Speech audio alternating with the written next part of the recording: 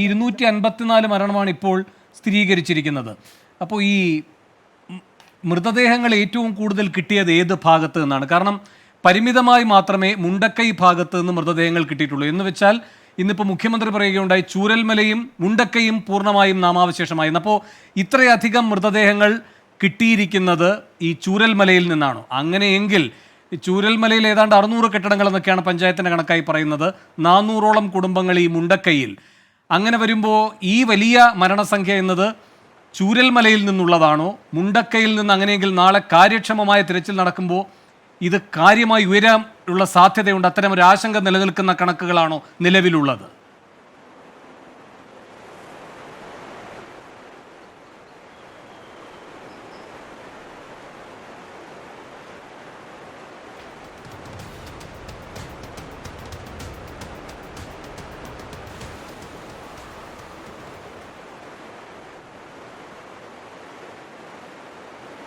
വേണു, ഈ ചൂരൽമല എന്ന് പറയുന്ന ആ ഭാഗത്ത് നമ്മളൊക്കെ നിൽക്കുന്ന ഇവിടെ ചൂരൽമല അങ്ങാടി ഇവിടെ ഒരു ഗ്രാമമാണ്. ആ ഗ്രാമത്തിൻ്റെ ഈ ഇരുഭാഗത്തും വലിയ നാശനഷ്ടം ഉണ്ടായിട്ടുണ്ട്. അവിടേക്ക് അങ്ങനെ ആളുകളെ മണ്ണിനടിയിലുണ്ടോ എന്നറിയാനുള്ള തെരച്ചിൽ ഒരുപക്ഷെ ഇന്ന് വൈകിട്ടൊക്കെയാണ് തുടങ്ങിയത്. അവിടെ നിന്നൊന്നും അങ്ങനെ കാര്യമായ തരത്തിലുള്ള അതിൻ്റെ റിസൾട്ടൊന്നും വന്നിട്ടൊന്നുമില്ല. എനിക്ക് തോന്നുന്നത് മുണ്ടക്കൈ ഭാഗത്തു നിന്ന് തന്നെയാണ് ഇന്ന് കൂടുതൽ മരണവും റിപ്പോർട്ട് ചെയ്തത്. കാരണം നമ്മൾ കാണുന്നുണ്ട് ഈ അക്കരയിൽ നിന്ന് മൃതദേഹം ഇവിടേക്ക് ഈ റോപ്പ് വേ വഴി കൊണ്ടുവരുന്നത് നമ്മളിങ്ങനെ കാണുന്നുണ്ടായിരുന്നു. അപ്പോൾ ആ ഭാഗത്തു നിന്നാണ് ഇന്നും കൂടുതൽ ആളുകളെ കണ്ടെത്തിയിരിക്കുന്നതെന്നാണ് നമുക്ക് വിലയിരുത്താൻ കഴിയുന്നത്. അപ്പോൾ ആ ഭാഗത്താണ് അപകടം അല്ലെങ്കിൽ അതിൻ്റെ ആഘാതം കുറെ കൂടി ഉള്ളത്. മറ്റൊരു കാര്യമുള്ളത്, വെള്ളറമല സ്കൂളിൻ്റെ ഭാഗത്ത് ഇന്ന് വൈകിട്ടായപ്പോഴേക്കും അവിടെ തെരച്ചിൽ നടക്കുന്നുണ്ട്. അവിടെ നിന്നും ആളുകളെ കണ്ടെത്തുന്നുണ്ട്. അവരെ ആംബുലൻസിലേക്ക് ജീവനറ്റ ശരീരം കൊണ്ടുപോകുന്നത് നമ്മൾ കാണുന്നുണ്ടായിരുന്നു. അപ്പോൾ ഏതെങ്കിലും ഒരു ഭാഗത്ത് നിന്ന് പറയാൻ കഴിയില്ല. ഈ ദുരന്ത മുഖങ്ങളിൽ നിന്നൊക്കെ തിരയുന്ന സമയത്ത് ആളുകളുടെ മൃതദേഹം, ജീവനറ്റ ശരീരമാണ് കണ്ടെത്തുന്നത് എന്നത് നമ്മളെ ആശങ്കപ്പെടുത്തുന്നുണ്ട്, ഭയപ്പെടുത്തുന്നുണ്ട്, അങ്ങേയറ്റം സങ്കടപ്പെടുത്തുന്നുണ്ട്. ആ കാഴ്ചകളാണ് ഇന്ന് ഈ പകലൊക്കെ നമ്മൾ കണ്ടത്. ഇന്ന് രാവിലെ നമുക്ക് അവിടെ ഈ മേഖലയിൽ കുറേ ആളുകളെ പരിക്കുകളൊക്കെ ഉണ്ട്. ക്ഷീണിതരാണെങ്കിലും അവരെ ജീവിതത്തിലെ മറുകരയിലേക്ക് കൊണ്ടുവരാൻ ദൗത്യസംഘത്തിന് കഴിഞ്ഞിട്ടുണ്ട് എന്നുള്ളത് ഒരു ആശ്വാസമാണ് ദുരന്ത ഭൂമിയിലുള്ളത്. അപ്പോൾ ഇനി അത്തരം എന്ന് വെച്ചാൽ അങ്ങനെ ഏതെങ്കിലും തരത്തിൽ അകപ്പെട്ട് നിൽക്കുന്ന ആളുകളൊന്നുമില്ല. അവരെ പൂർണ്ണമായും നമുക്ക് എത്തിക്കാൻ കഴിഞ്ഞിട്ടുണ്ട് എന്ന് തന്നെയാണ് കരുതുന്നത്. ഇന്നത്തെ ദിവസത്തിന്റെ മറ്റൊരു പ്രത്യേകത, കഴിഞ്ഞ ദിവസം എത്തിപ്പെടാൻ കഴിയാതിരുന്ന അട്ടമലയിലേക്ക് ഒരു പ്രത്യേക ദൗത്യസംഘത്തെ അയച്ചിരുന്നു എന്നുള്ളതാണ്. അവിടെ അട്ടമലയിൽ എത്ര പേർ കുടുങ്ങിക്കിടക്കുന്നുണ്ട്, ആരെങ്കിലും ഇനി അപായപ്പെട്ടിട്ടുണ്ടോ എന്ന കാര്യങ്ങളിലൊക്കെ അവ്യക്തതകൾ നിറഞ്ഞു നിന്ന മണിക്കൂറുകളായിരുന്നു ഈ കഴിഞ്ഞതൊക്കെ. അട്ടമലയിൽ നിന്ന് ആളുകളെ പൂർണ്ണമായി രക്ഷാദൗത്യത്തിൻ്റെ ഭാഗമായി പുറത്തേക്ക് കൊണ്ടുവരാൻ കഴിഞ്ഞിട്ടുണ്ടോ ഇന്നത്തെ ദിവസം?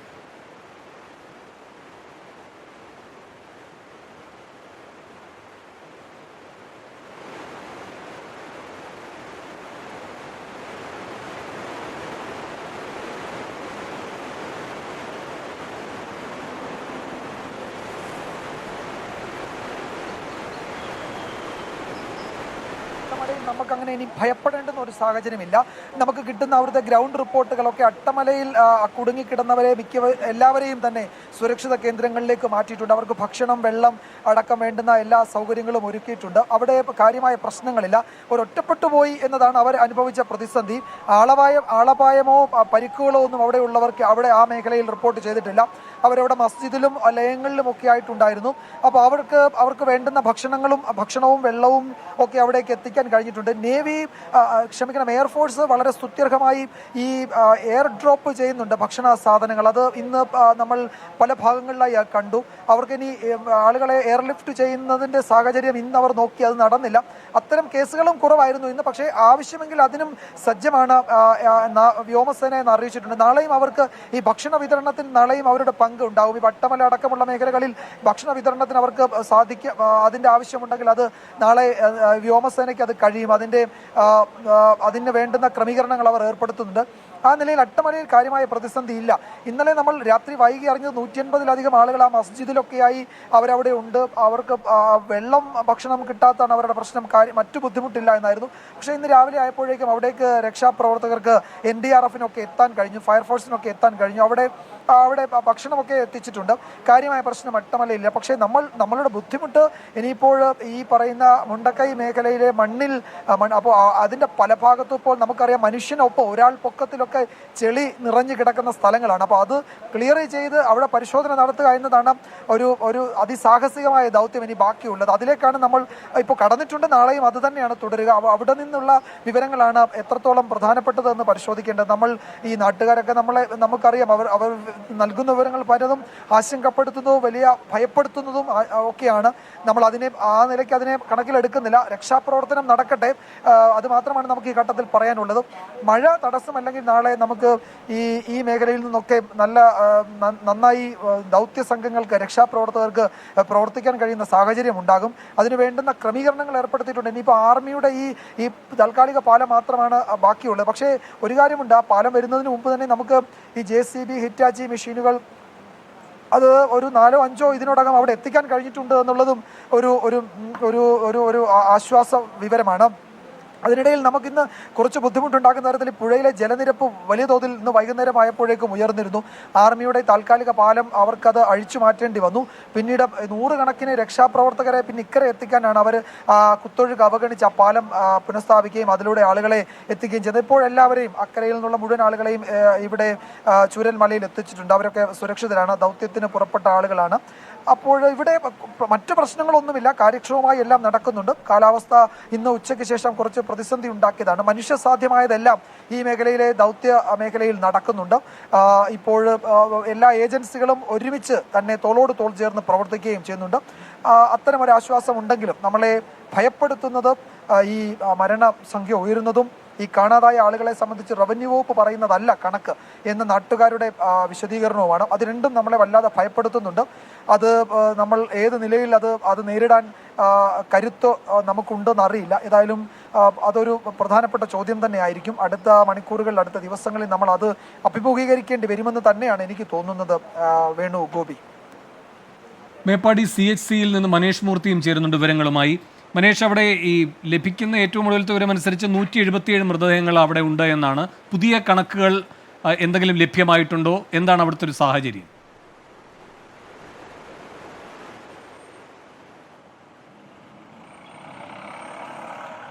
വേണു, ഗോപികൃഷ്ണൻ, 117 മൃതദേഹങ്ങളാണ് ഇവിടെ ഇപ്പോൾ കമ്മ്യൂണിറ്റി ഹെൽത്ത് സെന്ററിൽ എത്തിച്ചിട്ടുള്ളത്.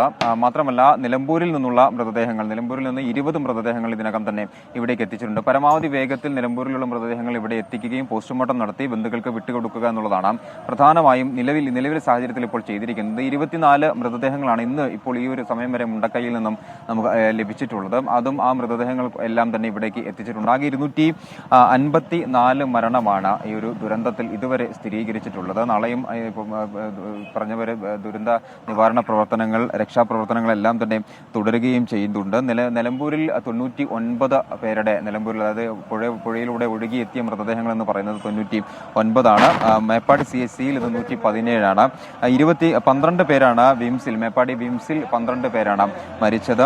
ബത്തേരി ആശുപത്രിയിൽ ഒരാൾ, വൈത്തിരി സ്വകാര്യ ആശുപത്രിയിൽ ഒരാൾ. അങ്ങനെയാണ് ഇപ്പോഴത്തെ ഒരു കണക്ക് എന്ന് പറയുന്നത്. എന്തായാലും 254 എന്ന ഒരു സംഖ്യയിലേക്ക് എന്തായാലും മരണം എത്തിയിരിക്കുന്നു. വലിയ ദുരന്തം തന്നെയാണ്. നമ്മളിപ്പോൾ നിൽക്കുന്നത് CHC-ക്ക് സമീപത്താണ്. നമുക്ക് ഇവിടെ ഇപ്പോഴും ആംബുലൻസുകൾ വന്നുകൊണ്ടേയിരിക്കുന്നത് നിലമ്പൂരിൽ നിന്നുള്ള ആംബുലൻസുകളാണ് പ്രധാനമായും ഇവിടേക്ക് ഇപ്പോൾ നിലവിലെ സാഹചര്യത്തിൽ എത്തുന്നത്. കാരണം മുണ്ടക്കൈയിൽ രക്ഷാപ്രവർത്തനം, വെളിച്ചക്കുറവൊക്കെ പ്രശ്നമാകുന്ന ഒരു സാഹചര്യമുണ്ട്. അവിടെ രക്ഷാപ്രവർത്തനം താൽക്കാലികമായി നിർത്തിവെച്ചിട്ടുണ്ടല്ലോ. അപ്പോൾ സ്വാഭാവികമായും ഇനിയിപ്പോൾ ഇവിടേക്ക് എത്തുന്നത് നിലമ്പൂരിൽ നിന്നുള്ള ആംബുലൻസുകളാണ്. അവിടെ നിന്നും നിലമ്പൂരിൽ നിന്നും എത്തുന്ന മൃതദേഹങ്ങൾ അത് വളരെ വേഗത്തിൽ തന്നെ പോസ്റ്റ്മോർട്ടം നടത്തിക്കൊണ്ട് അവ ബന്ധുക്കൾക്ക് വിട്ടു നൽകുക എന്നുള്ളതാണ്. അത്ര 24 മണിക്കൂറും പോലെ പ്രവർത്തിക്കുന്ന രീതിയിൽ ഇവിടെ കാര്യങ്ങളെല്ലാം തന്നെ സജ്ജീകരിച്ച് കമ്മ്യൂണിറ്റി ഹെൽത്ത് സെന്ററിൽ പുറത്തുനിന്നുള്ള ഡോക്ടർമാർ, നിരവധി ഡോക്ടർമാർ അഡീഷണൽ ആയുണ്ട്, ആരോഗ്യ പ്രവർത്തകർ അഡീഷണൽ ആയുണ്ട്. 24 മണിക്കൂറും പ്രവർത്തിക്കുന്ന കൺട്രോൾ റൂം ഇവിടെയുണ്ട്. എല്ലാവർക്കും ഇവിടെ നിന്ന് ആളുകൾ എത്തിയാലും അവർക്ക് കൃത്യമായി തന്നെ വിവരങ്ങൾ നൽകുന്ന, ഏതെങ്കിലും തരത്തിലുള്ള തിരിച്ചറിയാത്ത 92 മൃതദേഹങ്ങളും മാത്രമാണ് ഇതുവരെയും ഇപ്പോൾ തിരിച്ചറിഞ്ഞിട്ടുള്ളത്. ബാക്കി തിരിച്ചറിയാത്ത മൃതദേഹങ്ങളുണ്ട്. അപ്പോൾ അത്തരത്തിൽ വിവരങ്ങൾ നൽകുന്ന ആളുകൾക്ക് വേണ്ടി 24 മണിക്കൂറും പ്രവർത്തിക്കുന്ന കൺട്രോൾ റൂം, അതുപോലെ തന്നെ ഒരു എൻക്വയറി വിഭാഗം, അങ്ങനെ എല്ലാം തന്നെ ഈ ഒരു ആശുപത്രിക്കകത്ത് വളരെ വേഗത്തിൽ തന്നെ സജ്ജീകരിച്ചിട്ടുണ്ട്. ഇപ്പോൾ നിലവിൽ ആംബുലൻസുകൾ വന്നുകൊണ്ടിരിക്കുന്നുണ്ട്. പരമാവധി വേഗത്തിൽ അവിടെയുള്ള മൃതദേഹങ്ങളെല്ലാം അത് ഫ്രീസറിലാക്കി ഒരു ആംബുലൻസിൽ തന്നെ 2-3 മൃതദേഹങ്ങൾ എത്തിക്കുന്ന രീതിയിലാണ് ഇപ്പോൾ വളരെ വേഗത്തിൽ ഇവിടേക്ക് മൃതദേഹങ്ങൾ എത്തിക്കുക എന്നുള്ളതാണ് നൽകുന്ന അല്ലെങ്കിൽ ലഭിക്കുന്ന വിവരങ്ങൾ. അപ്പോൾ ഇന്ന് രാത്രി തന്നെ അല്ലെങ്കിൽ നാളെ രാവിലെയോടുകൂടി പരമാവധി അത്തരത്തിൽ ക്രമീകരണങ്ങൾ ഏർപ്പെടുത്തും. മൃതദേഹങ്ങൾ പോസ്റ്റ്മോർട്ടങ്ങൾക്ക് ശേഷം വളരെ വേഗത്തിൽ തന്നെ ആളുകൾക്ക് ബന്ധുക്കൾക്ക് വിട്ടുകൊടുക്കുന്ന ഒരു നിലയും ഉണ്ടാകുമെന്നുള്ളതാണ് നമുക്ക് മനസ്സിലാക്കാൻ സാധിക്കുന്നത്. വിജയകുമാറൊക്കെ സൂചിപ്പിച്ചതുപോലെ മഴ ഈ പറഞ്ഞ പ്രവർത്തനങ്ങൾക്കെല്ലാം തന്നെ വലിയ തോതിലുള്ള ഭീഷണി ആകുന്നുണ്ട്. ഇന്നിപ്പോൾ ഉച്ചയ്ക്ക് ശേഷം ശക്തമായ മഴ, റെഡ് അലർട്ട് ഉണ്ട്.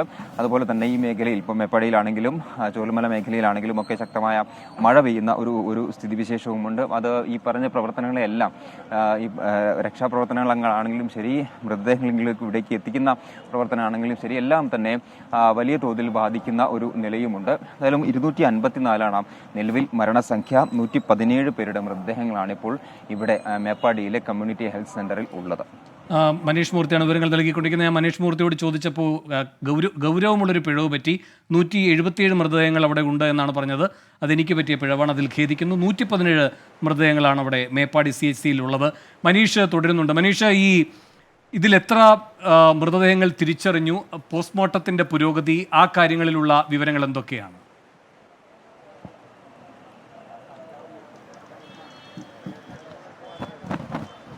92 പേരെയാണ് ഇതുവരെ തിരിച്ചറിഞ്ഞിട്ടുള്ളത് വേണു. കാരണം ഇത്രയും ഇനിയും മനീഷ് മൂർത്തിയാണ് വിവരങ്ങൾ നൽകിയത്. ഇപ്പോൾ മനീഷ് വിവരങ്ങൾ നൽകിയത് മേപ്പാടി CHC നിന്നാണ്. മനീഷ് നൽകുന്ന വിവരമനുസരിച്ച് 117 മൃതദേഹങ്ങളാണ് അവിടെ എത്തിച്ചിട്ടുള്ളത്. അതിൽ 92 മൃതദേഹങ്ങൾ തിരിച്ചറിഞ്ഞിട്ടുണ്ട്. ഇനി അതിൻ്റെ തുടർ നടപടികൾ, പോസ്റ്റ്മോർട്ടം നടപടികൾ ഏതാണ്ട് പൂർത്തിയായി കഴിഞ്ഞു എന്നാണ് മനസ്സിലാക്കുന്നത്. മനീഷ്, കേൾക്കാം എങ്കിൽ പറയൂ.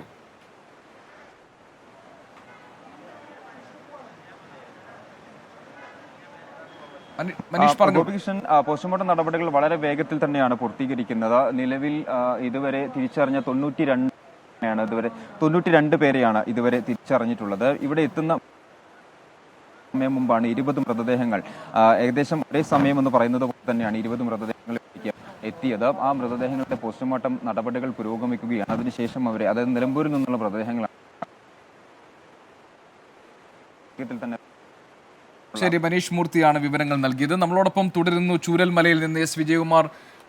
വിജയകുമാർ, ഇപ്പോൾ ഇന്ന് രക്ഷാദൗത്യം അവസാനിപ്പിച്ചു കഴിഞ്ഞു. രക്ഷാപ്രവർത്തനം അവസാനിപ്പിക്കുന്നതിനുള്ള ഒരു പ്രധാനപ്പെട്ട കാരണം തന്നെ പ്രതികൂലമായ കാലാവസ്ഥയാണ്. ഇപ്പോൾ കേന്ദ്ര കാലാവസ്ഥാ വകുപ്പ് നൽകുന്ന മുന്നറിയിപ്പ് അനുസരിച്ച് വരും മണിക്കൂറുകളിലും ശക്തമായ മഴയ്ക്കുള്ള സാധ്യതയുണ്ട്. വയനാട്ടിൽ ഓറഞ്ച് അലേർട്ട് പ്രഖ്യാപിച്ച ദിവസമായിട്ടും നേരത്തെ വിജയൻ തന്നെ പറഞ്ഞതുപോലെ റെഡ് അലേർട്ട് പോലെയായിരുന്നു അവിടെ പെയ്ത മഴ.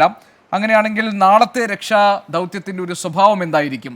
പ്രത്യേകിച്ചും വിജയൻ നേരത്തെ പറഞ്ഞു കൂടുതൽ മെഷീൻസ് മുണ്ടക്കൈയിലേക്ക് കൊണ്ടുപോകാൻ കഴിഞ്ഞിട്ടുണ്ട്. അതുകൊണ്ട് കുറെ കൂടി കാര്യക്ഷമമായി നാളെ തിരച്ചിൽ നടക്കും എന്നാണല്ലോ നമ്മൾ പ്രതീക്ഷിക്കുന്നത്. നാളത്തെ രക്ഷാദൗത്യത്തിൻ്റെ പ്രധാനപ്പെട്ട ഒരു ഊന്നൽ എവിടെയായിരിക്കും?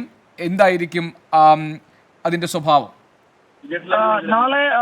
നാളെ മുണ്ടക്കയിൽ നടക്കാൻ പോകുന്ന രക്ഷാപ്രവർത്തനം അല്ലെങ്കിൽ അവിടെ നടക്കാൻ പോകുന്ന തെരച്ചിൽ എന്നത് ഈ മെഷീനുകളെ, ഈ യന്ത്രങ്ങളെ, അതിന്റെ പ്രവർത്തനവുമായി അത് എങ്ങനെ അവിടെ ഉപയോഗിക്കാൻ കഴിയും എന്നതിനെ ആശ്രയിച്ച് തന്നെ ആയിരിക്കും. ഈ വലിയ കോൺക്രീറ്റ് പാളികളൊക്കെ അവിടെ കിടക്കുന്നുണ്ട്. അപ്പം അത് പൊളിച്ച് അതിലേക്ക് ഇറങ്ങി പരിശോധിക്കുക എന്ന് പറയുന്നത് ഏതായാലും അവിടെ ഇപ്പോഴത്തെ നിലയിൽ മനുഷ്യ സാധ്യമല്ല. അപ്പോൾ അതിന് ഉറപ്പായും ഇത്തരം വലിയ യന്ത്രസാമഗ്രികൾ, മണ്ണുമാന്തി യന്ത്രങ്ങൾ തന്നെ വേണം.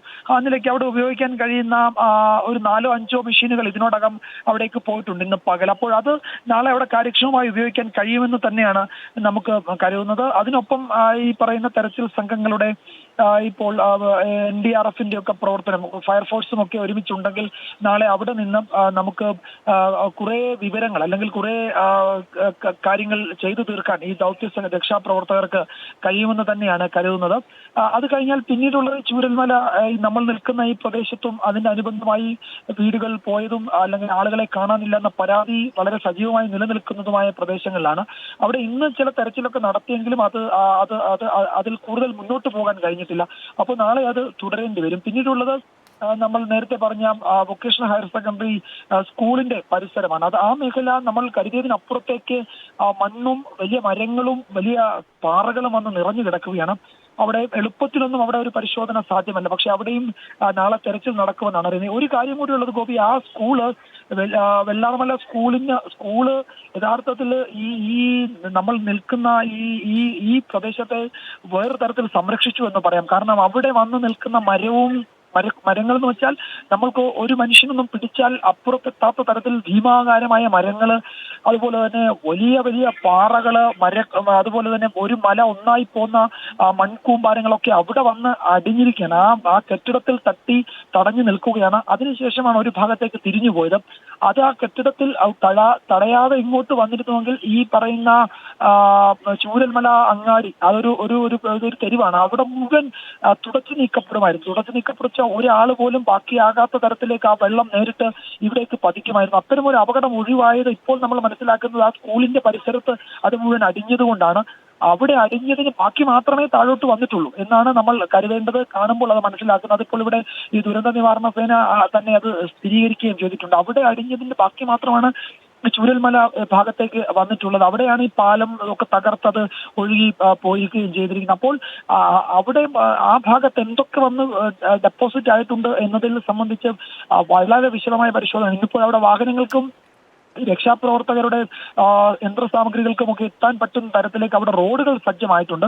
അപ്പോൾ ആ റോഡ് ഇപ്പോൾ ഉപയോഗിച്ചു തുടങ്ങിയിട്ടുണ്ട്. ഇപ്പോൾ ഞാൻ നേരത്തെ വൈകുന്നേരം അവിടെ നിന്ന് ആംബുലൻസുകൾ നിരനിരയായി പോരുന്നുണ്ടായിരുന്നു. അപ്പോൾ അവിടെ മൃതദേഹം കണ്ടെത്തി എന്നാണ് അവിടെ ഉള്ളവർ പറഞ്ഞത്. അപ്പോൾ അത് അവിടെ തെരച്ചിൽ തുടങ്ങിയതിന്റെ സൂചനയാണ്. അപ്പോൾ അതൊക്കെ ഇന്ന് നമ്മൾ കണക്കാക്കി ടോട്ടൽ ഡെത്തിന്റെ കൂടെ ചേർന്നിട്ടുണ്ടോ എന്ന് അറിയില്ല. അത് ഒരുപക്ഷെ അപ്ഡേറ്റ് ചെയ്യുമായിരിക്കും അടുത്ത മണിക്കൂറുകളിൽ. എന്തായാലും അപ്പോൾ ഇവിടെ ഈ തെരച്ചിൽ എന്ന പ്രക്രിയ വ്യാപകമായി നടക്കുന്നുണ്ട് എല്ലായിടത്തും. അത് നാളെ കുറെ കൂടി സജീവമാകുമെന്നാണ് നമ്മൾ കരുതുന്നത്. അപ്പോൾ അതിന് ഇപ്പോൾ മുഖ്യമന്ത്രിയുടെ നേതൃത്വത്തിലുള്ള യോഗം അവിടെ നിന്ന് എടുക്കുന്ന തീരുമാനം. ഇപ്പൊ ഈ രക്ഷാപ്രവർത്തകർക്ക് ഏതെങ്കിലും തരത്തിലുള്ള പ്രതിസന്ധി ഉണ്ടെങ്കിൽ ഈ രാഷ്ട്രീയ ഭരണ നേതൃത്വം അപ്പോൾ തന്നെ അതിൽ ഇടപെട്ട് അത് ക്ലിയർ ചെയ്ത് കൊടുക്കുക എന്നുള്ളതാണ് ഈ ദിവസങ്ങളിലൊക്കെ നമ്മൾ കണ്ടത്. ഇപ്പോൾ മന്ത്രി പി എ മുഹമ്മദ് റിയാസ്, കെ ശശീന്ദ്രൻ, അതുപോലെ റവന്യൂ മന്ത്രി, അത്തരം മന്ത്രിമാരുടെ ഒരു 5 അംഗ മന്ത്രിതല സംഘം ഇവിടെ ക്യാമ്പ് ചെയ്യുന്നുണ്ട്. അപ്പൊ ഇത്തരം വിഷയങ്ങൾ ഉണ്ടായാൽ അപ്പൊ തന്നെ അത് ക്ലിയർ ചെയ്ത് കൊടുക്കുന്നുണ്ട്. അപ്പോൾ ആ നിലയ്ക്ക് ഒരു ഏകോപനത്തിന്റെ പ്രതിസന്ധി നിലവിൽ ഇവിടെ ഇല്ല. എല്ലാ ഏജൻസികളും ഒരുമിച്ച് തന്നെ പ്രവർത്തിക്കുന്നുണ്ട്. ഇക്കാര്യത്തിൽ നിന്ന് പ്രതിപക്ഷ നേതാവ് ഇവിടെ വന്നിരുന്നു, പിന്നീട് രമേശ് ചെന്നിത്തല വന്നിരുന്നു. അപ്പൊ അവരൊക്കെ രക്ഷാപ്രവർത്തനത്തിന് ഇടയിൽ അതിന് ഒരുമിച്ച് നിൽക്കണം എന്നൊരു സന്ദേശമാണ് അവർ നൽകുന്നത്. അപ്പോൾ തൽക്കാലം രാഷ്ട്രീയ അഭിപ്രായ വ്യത്യാസങ്ങളൊന്നും ഇല്ലാതെ കാര്യങ്ങൾ മുന്നോട്ട് പോകുന്നുണ്ട്. നമ്മളെ സംബന്ധിച്ച് ജീവന്റെ ഒരു തുടിപ്പ് എവിടെയെങ്കിലും അവശേഷിക്കുന്നുണ്ടെങ്കിൽ അവരെ കൂടി നമ്മുടെ ഈ ആശ്വാസ തുരുത്തിലേക്ക് എത്തിക്കണം. അതാണ് നമ്മളുടെ മുന്നിലുള്ള ഏറ്റവും വലിയ ദൗത്യം. അതിന് ഉതകുന്ന തരത്തിൽ സജ്ജീകരണങ്ങളുണ്ട്. അത് നാളെ നടക്കുമെന്ന് തന്നെ നമുക്ക് കരുതാം ഗോപി.